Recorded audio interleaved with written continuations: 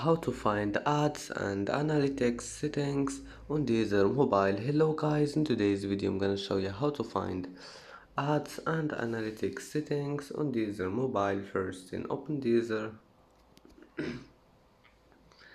and here you will find this settings icon here in top corner. Click on it and then just scroll down until you find here this one, ads and analytics, and then just click on it.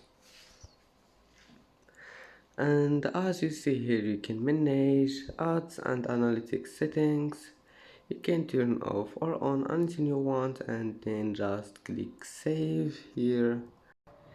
And that's it for today's video. Don't forget like and don't forget subscribe, and thank you for watching this video until the end and see you in the next video.